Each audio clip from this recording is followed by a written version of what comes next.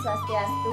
Perkenalkan, saya Nikita Puri Andriani, CGP Angkatan 7 Kabupaten Karangasem dari SD Negeri 1 Kesedahan akan mewawancarai Bapak untuk tugas modul 3.1 tentang pengambilan keputusan.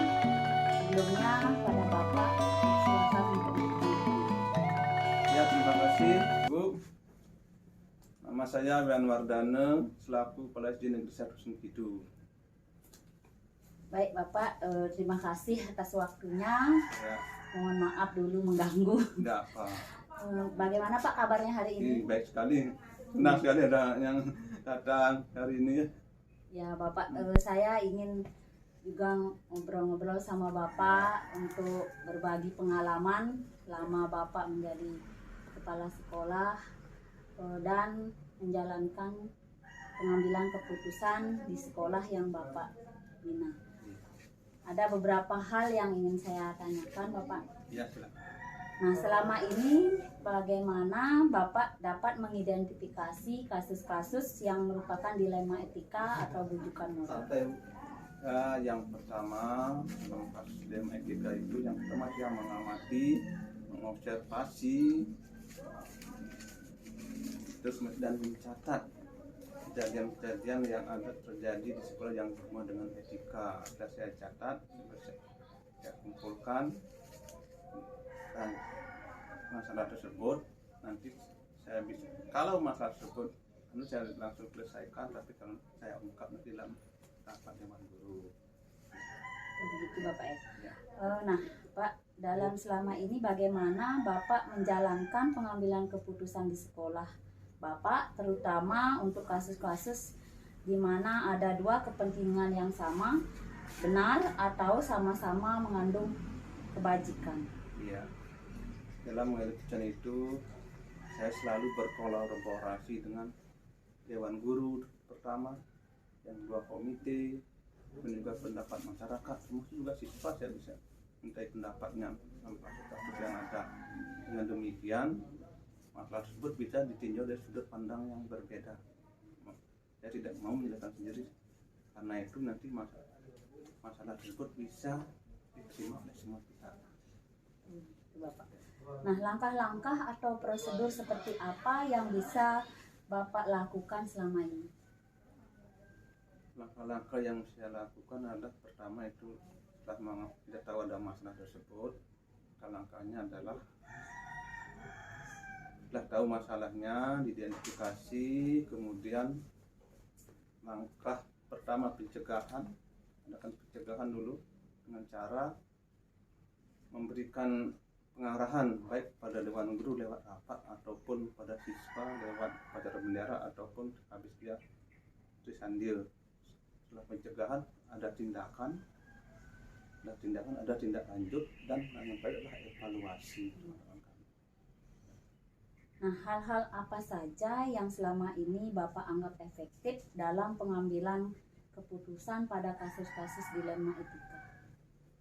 Itu adalah yang pertama, seperti kalau tadi Bapak kita sudah berkolaborasi, artinya bekerjasama dengan dewan guru, orang tua, masyarakat, komite, dan instansi yang terkait dengan pendidikan. Setelah kita berkolaborasi, baru kita mencari akar permasalahan, bagaimana akar permasalahan diidentifikasi, kemudian diselesaikan, kemudian setelah diselesaikan baru ditindaklanjuti keselesaian tersebut. Nah, tadi Bapak ungkapkan bahwa setiap pengambilan keputusan adapun langkah-langkah ataupun prosedur yang Bapak lakukan untuk menanggapi semua kasus yang Bapak alami. Nah, adapun tantangan yang selama ini Bapak dapatkan dalam pengambilan keputusan ini? Tantangan itu selalu ada, karena kita kan mengelola manusia. Manusia itu punya kepentingan yang berbeda. Kadang dari misalnya ada kasus siswa yang dimarahi oleh guru di sekolah. Nah, kami adalah itulah tantangannya dari pihak guru, dan merasa benar itu mereka mendidik untuk merubah karakter anak. Sedangkan dari orang tua merasa agak tersinggung dia, karena apa? anak-anaknya dimarahi. Nah, kami padukan, kami pertemukan dari hati ke hati antara guru dan orang tua, dipertemukan, kami berikan pemahaman. Nah, pertama adalah bagaimana, karena guru itu kan tugasnya memang mendidik, dia seperti tanggung jawab guru di sekolah. Sedangkan dari sudut pendidikan orang tuanya mungkin karena di rumahnya dia agak dimanjakan, sering tidak dimarahi, sehingga dia protes. Nah, karena itu berikan pemahaman. Dalam pendidikan itu tidak selamanya bisa mendidik dengan hati yang lembut. Kadang-kadang kalau siswa itu ya kurang, kita bisa luruskan itu, sehingga pemahaman tersebut sampai saat ini kasus itu pernah kasus yang muncul bisa diterima oleh kedua belah pihak. Ya, baik Bapak. Nah, untuk penyelesaian kasus tersebut, apakah ada jadwal atau dalam penyelesaiannya tersebut diselesaikan langsung Bapak? Iya, kalau memang jadwal khusus tidak, tapi catatan itu ada, dan program dalam rencana sekolah itu memang ada menyelesaikan kasus-kasus tersebut. Yang pertama sudah diselesaikan, pertama ada kasus langsung atau terima laporan dari guru atau dari pihak orang tua. Pertama kami musyawarahkan rapat dengan dewan guru. Maka yang kedua bisa diselesaikan pencegahan lewat upacara bendera sebagai pembina upacara, ataupun memberikan pembinaan pada saat habis dia sembahyang Trisandil. Nah, dalam penyelesaian kasus tersebut, adakah seseorang atau faktor-faktor yang selama ini mempermudah atau membantu Bapak dalam pengambilan keputusan dalam kasus dilema etika Iya, ini? tentu ada. Yang pertama adalah Dewan Guru sendiri, karena mereka yang tidak bekerja sama. Yang paling utama adalah yang kedua dari pihak orang tua juga bisa, tokoh masyarakat, komite, demikian juga dari unsur dinas pendidikan seperti pengawas. Lalu kita berkoordinasi kalau ada permasalahan yang muncul, setelah menerima sama dari berbagai pihak, jika masalah tersebut akan mengerucut sedikit dan bisa kasusnya diterima oleh semua pihak. Ya Bapak. Nah, dari semua hal yang telah disampaikan, pembelajaran apa yang dapat Bapak petik dari pengalaman Bapak dalam mengambil keputusan dilema etika ini? Pembelajaran tentu adalah pengalaman yang berharga dalam upaya untuk mengatasi persoalan kasus yang muncul di sekolah, yaitu karena kita tahu sekolah itu adalah sebagai bentuk pelayanan publik sehingga kita sebagai guru di sekolah adalah melayani kepentingan siswa. Kita sudah diberikan finansial oleh pemerintah, kita melayani sehingga yang dilayani terpuaskan, sehingga setelah dia terpuaskan, sehingga sekolah bisa dipercaya oleh masyarakat untuk mencelokkannya di SD Negeri 1 khususnya. Terima kasih. Ya, Bapak. Terima kasih banyak dulu Pak atas berbagi pengalamannya dari saya. Semoga apa yang Bapak bagikan ini bermanfaat, Ya, mudah-mudahan. terutama bagi saya sendiri dan teman-teman yang lainnya. Terima kasih Bapak atas waktunya. Selamat berjuang. Om Swastiastu. Perkenalkan, saya Ketut Puri Andriani, CGP Angkatan 7 Kabupaten Karangasem. Hari ini saya akan mewawancarai kepala sekolah saya sendiri, yaitu dari SD Negeri 1 Kesedahan, terkait tugas modul 3.1 tentang pengambilan keputusan. Sebelumnya saya persilakan untuk Ibu memperkenalkan diri. Ya, terima kasih. Nama saya Ininga Sudarmi, selaku Kepala Sekolah SD Negeri 1 Kesedahan. Saudara Ketut Puri selaku CGP yang berasal dari SD ini juga. Baiklah. Terima kasih Ibu. Bagaimana kabarnya Bu hari ini? Oh, sangat baik, sehat, dan selalu semangat. Ya, saya hari ini ingin menanyakan beberapa hal kepada Ibu terkait pengalaman Ibu selama menjadi kepala sekolah tentang pengambilan keputusan. Ibu sudah siap untuk saya wawancarai, Bu? Siap. Baik, selama ini bagaimana Ibu dapat mengidentifikasi kasus-kasus yang merupakan dilema etika atau rujukan moral?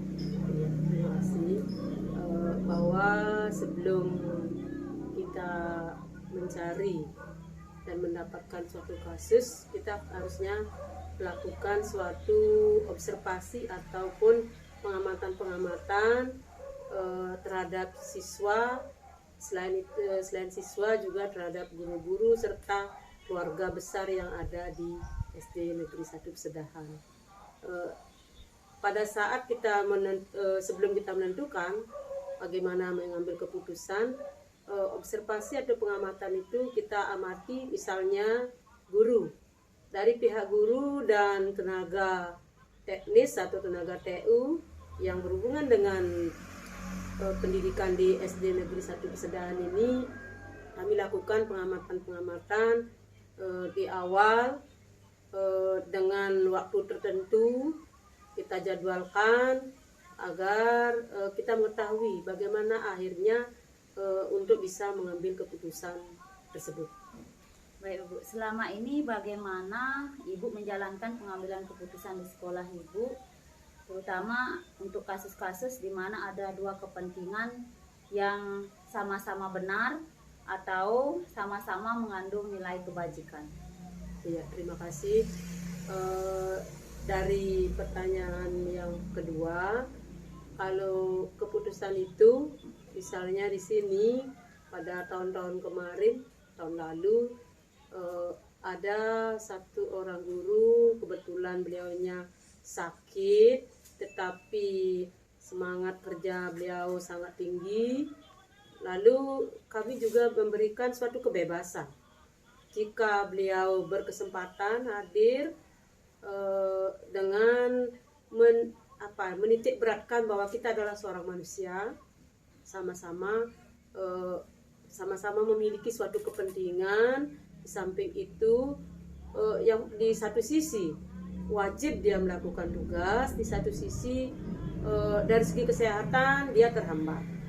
Namun melihat kondisi daripada beliau semangat kerjanya tinggi, maka beliau kami berikan untuk melakukan suatu aktivitas, dan jika berhalangan misalnya untuk cek ke dokter kami bebaskan, dan setelah beliau kembali selesai cek dokter kembali lagi melakukan tugasnya. Nah, sementara ini selain beliau dengan guru-guru yang lain juga kita berlaku humanis. Apa sebab? Karena kita bergabung dengan sesama manusia, kita makhluk sosial, sama-sama memerlukan. Kita tidak bisa hidup sendiri, tidak bisa melakukan tugas sendiri. Kita selalu berkolaborasi, bekerja sama untuk melaksanakan satu tujuan yang terbaik untuk sekolah ini. Tadi sudah langsung Ibu mengungkapkan langkah-langkahnya, prosedur yang Ibu jalankan dalam pengambilan keputusan dalam kasus-kasus dilema etika. Nah, dalam suatu kasus itu pasti ada tantangannya ya Bu ya, dalam menangani kasus, dalam pengambilan suatu keputusan. Nah, tantangan seperti apa yang Ibu alami selama Ibu mengambil keputusan dalam menyelesaikan kasus? Pada dasarnya suatu kegiatan pasti ada tantangan, hambatan yang perlu, yang wajib kita alami dan kita atasi dengan cara beberapa hal, yaitu kita lakukan dulu kerjasama. Setelah kerjasama belum diperoleh lagi, kembali lagi lakukan pendekatan-pendekatan untuk bisa memutuskan bersama bagaimana hal yang terbaik yang kita putuskan. Di samping itu untuk berlaku kepada semua. Apa sebab? Karena sekali lagi kolaborasi kerjasama sangat diperlukan dalam melaksanakan dan menjalankan tugas, baik tugas di sekolah, kemudian di masyarakat dan dimanapun. Lalu kolaborasi kerjasama dan ide terbaik tercemerlang yang perlu kita lakukan sehingga mendapatkan keputusan yang terbaik. Ya, tadi Bapak Ibu sudah memaparkan bahwa dalam pengambilan keputusan ada kolaborasi antara masyarakat dengan guru juga ya Bu ya. Nah, hal-hal apa saja yang selama ini Ibu anggap efektif dalam pengambilan keputusan? Jika akan memutuskan sesuatu, memerlukan yang terbaik, yang efektif untuk dapat dilaksanakan. Namun selain tadi hambatan, sekali lagi tetap semangat, dengan semangat yang tinggi kita supaya menghasilkan keputusan yang terbaik. Di samping itu, efektivitas keputusan itu berlaku untuk semua, baik siswa, kemudian komunitas belajar, komunitas guru, dan di samping itu bersama komite dan orang tua. Selain itu, efektivitas itu juga berlangsung untuk kepemerintahan. Apa sebab apapun yang kita lakukan akan berhubungan dengan pemerintah, karena kita tetap bernaung di bawah pemerintah dan dengan aturan-aturan tertentu. Selalu dalam keputusan itu mengacu pada aturan-aturan yang sudah ada dan kita laksanakan untuk mendapatkan hasil yang terbaik. Baik Ibu. Nah, setiap pengambilan keputusan, Ibu apakah ada jadwal tertentu atau setiap kasus atau setiap pengambilan keputusan itu diselesaikan pada saat itu juga? Iya, kalau hal ini tergantung situasi. Jika hari ini ada kasus yang perlu diselesaikan, berarti tanpa jadwal. Jika kasusnya misalnya sudah dari lama dan bisa diselesaikan dengan waktu yang lebih panjang, maka penyelesaian kasus itu terjadwal. Baik Ibu. Nah, adakah seseorang atau faktor-faktor yang selama ini membantu Ibu dalam pengambilan keputusan? Sangat, karena sekali lagi kolaborasi, kerjasama sangat diperlukan. Kami dalam melakukan atau mengambil suatu keputusan, kami bekerja sama bersama seluruh guru, kemudian bersama staf yang ada di SD ini, termasuk juga komite dan juga orang tua. Dari semua hal yang telah disampaikan, pembelajaran apa yang dapat Ibu petik dari pengalaman Ibu mengambil keputusan dilema etika ini? Dalam hal ini, pelajaran yang kami petik bahwasanya apapun yang kita lakukan tidak bisa dilakukan sendiri, karena sekali lagi kita adalah manusia, makhluk sosial, selalu bekerja sama, memerlukan orang lain, dan dalam mengambil keputusan pun kita tidak sendiri, kita bekerja sama dengan komunitas yang ada sesuai dengan keputusan yang akan diambil. Baik Ibu, terima kasih atas pengalaman, berbagi pengalamannya, dan semoga apa yang Ibu paparkan tadi bermanfaat bagi saya sendiri dan bagi orang lain, dan apa yang pengalaman yang Ibu dapatkan dari pengambilan keputusan itu bisa saya jalankan nantinya. Terima kasih Bu, saya tutup dengan para Santi. Om Santi Santi Santi Om. Selamat siang Bapak. Siang. Perkenalkan, nama saya Nitiput Puri Andriani, CGP Angkatan 7 Kabupaten Karangasem, dari SD Negeri 1 Kesedahan. Hari ini saya ingin mewawancarai Bapak terkait tugas modul 3.1 tentang pengambilan keputusan, untuk mewawancarai 3 kepala sekolah termasuk Bapak Ketut Candrawan selaku Kepala Sekolah SD 2 Selumbung. Apakah Bapak berkenan Bapak untuk saya wawancarai? Siap, saya berkenan. Baik Bapak, saya ingin tahu pengalaman Bapak selama menjadi kepala sekolah dalam mengambil suatu keputusan. Nah, ada beberapa hal pertanyaan yang ingin saya ajukan ke Bapak, yang selama ini bagaimana Bapak dapat mengidentifikasi kasus-kasus yang merupakan dilema etika ataupun bujukan moral. Baik, terima kasih. Pertama-tama ucapkan terima kasih sudah mewawancarai saya dan mendengarkan pengalaman saya terkait dengan pengambilan keputusan yang berkaitan dengan kasus-kasus yang tentang dilema etika dan bujukan moral. Selama ini dari kasus-kasus yang terjadi, kita identifikasi apakah kasus tersebut mengandung dilema etika, benar melawan benar, ataupun bujukan moral, benar melawan salah. Jadi setelah hal itu diketahui, baru langkah-langkah yang lainnya akan diambil.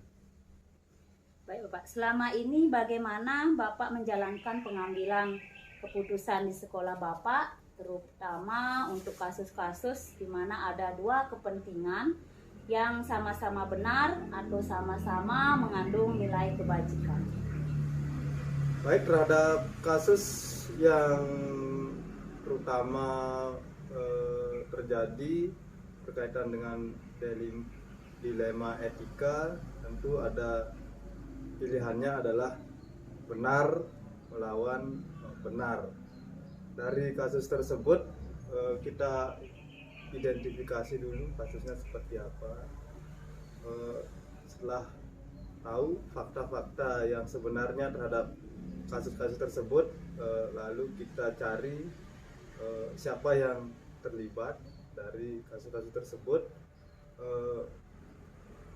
Setelah itu baru kita akan mengambil sebuah keputusan, tentu yang mengandung resiko yang paling kecil dengan melibatkan seluruh warga sekolah ataupun guru-guru yang ada di sekolah, sehingga tingkat resiko yang dipilih dalam pengambilan keputusan itu adalah yang paling kecil dan menguntungkan orang banyak. Baik, Bapak. Nah, langkah-langkah atau prosedur apa yang selama ini Bapak lakukan untuk kasus-kasus yang Bapak alami? Ya, masih berkaitan dengan jawaban yang tadi. Yang pertama, tentu dalam mengambil sebuah keputusan kita harus tahu terlebih dahulu kasusnya seperti apa. Kita identifikasi kasusnya seperti apa, apakah itu melibatkan orang banyak atau bertentangan dengan nilai-nilai yang ada di sekolah atau peraturan-peraturan di sekolah. Setelah tahu, kembali yang langkah kedua adalah mengetahui siapa saja yang terlibat dalam kasus tersebut. Berikutnya adalah tentang pengujian keputusan yang akan diambil, apakah berdampak kepada orang banyak atau tidak, atau resikonya tinggi atau sedang. Selain itu kita refleksikan kembali apa keputusan yang sudah diambil kira-kira akan menjadi pedoman untuk di kasus-kasus yang berikutnya, sehingga dalam kasus-kasus berikutnya tidak terjadi kebingungan dalam menentukan keputusan. Baik, Pak. Nah, hal-hal efektif yang bagaimana yang Bapak ambil selama keputusan kasus-kasus dilema etika itu? Hal-hal efektif yang mendukung atau dapat diambil untuk mengambil suatu keputusan adalah, yang pertama, orang-orang yang terlibat itu harus mengetahui pasti apa itu kasus, bagaimana sebenarnya kasus itu terjadi, sehingga kita dapat mengambil keputusan yang efektif. Kalau misalnya yang terlibat tersebut tidak mengetahui, maka kemungkinan besar akan mengambil keputusan yang salah. Oleh karena itu, pihak-pihak yang terlibat tersebut harus benar-benar orang yang mengetahui secara pasti bagaimana kasus itu bisa terjadi sehingga dapat mengambil keputusan yang tepat. Nah, selama ini dalam mengambil keputusan kan pasti ada tantangannya ya Pak ya. Ya. Nah, tantangan seperti apa yang pernah Bapak alami dalam kasus-kasus dilema etika?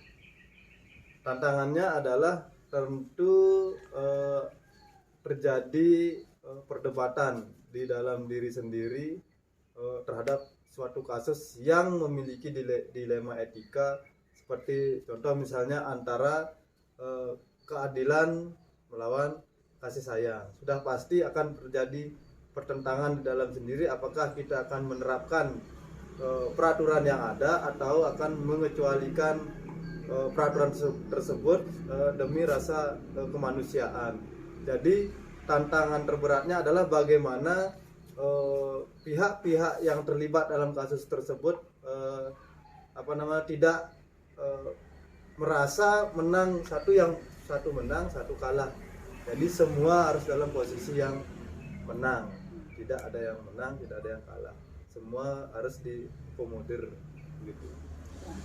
Nah, untuk kasus-kasus yang Bapak ambil itu kemudian Bapak selesaikan, apakah ada terjadwal Bapak ataukah diselesaikan langsung di tempat? Nah, seperti itu, dan langkah-langkahnya seperti apa Pak? Baik, terhadap kasus yang terjadi selama ini, mungkin saya ceritakan kasusnya terlebih dahulu. Terjadi sebuah kasus dilema etika terhadap salah seorang guru yang baru saja melahirkan. Jadi karena melahirkan tidak pasti sudah masuknya tidak bisa seperti biasa, sering terlambat atau masuknya siang. Nah, di sana terjadi dilema etika antara menerapkan peraturan sekolah ataupun mengedepankan rasa kasihan. Namun tetap kita menerapkan mengutamakan rasa kemanusiaan untuk guru tersebut karena kondisi yang dialami memang seperti itu. Nah, untuk terjadwalnya tidak ada terjadwal. Saya usahakan setiap kali ada kasus kita langsung selesaikan, kecuali terhadap kasus-kasus yang melibatkan orang banyak dan melibatkan orang-orang pihak-pihak tertentu, mungkin saja waktunya akan lebih panjang. Iya Pak. Nah, adakah seseorang atau faktor-faktor yang membantu Bapak dalam penyelesaian atau pengambilan keputusan? Faktor-faktor yang mendukung banyak sekali untuk membantu saya mengambil keputusan. Yang pertama, pasti ada guru-guru yang lebih berpengalaman yang sudah puluhan tahun mengajar di sekolah tersebut, karena saya ini kan baru di tempat itu. Sangat membutuhkan orang yang memang memiliki pengalaman dalam hal pengambilan keputusan, baik saran maupun pandangan-pandangan tertentu terhadap keputusan. Jadi guru tersebut merupakan faktor penting pendukung bagi saya untuk mengambil sebuah keputusan yang bijaksana dan tepat. Baik Bapak, dari sekian pengalaman yang Bapak sudah sampaikan, nah dari pengalaman tersebut pembelajaran apa yang bisa Bapak petik dari pengambilan keputusan dilema etika tersebut? Pembelajaran yang dapat saya petik dari pengambilan keputusan tentang dilema etika adalah mengedepankan rasa kemanusiaan daripada di atas peraturan-peraturan yang sudah berlaku di sekolah. Jadi tetap kita sebagai manusia harus mempertimbangkan rasa kemanusiaan sebagai sumber dari pengambilan keputusan. Memposisikan bagaimana seandainya kita berada pada kondisinya yang orang tersebut. Baik Bapak, terima kasih atas pengalaman yang sudah Bapak sampaikan tadi, dan terima kasih juga sudah berbagi pengalaman sehingga saya bisa juga tahu tentang bagaimana pengambilan keputusan yang tepat untuk kasus-kasus dilema etika tersebut. Baik, terima kasih juga ya, setidaknya sudah sharing pengalaman, mudah-mudahan bermanfaat. Baik Bapak.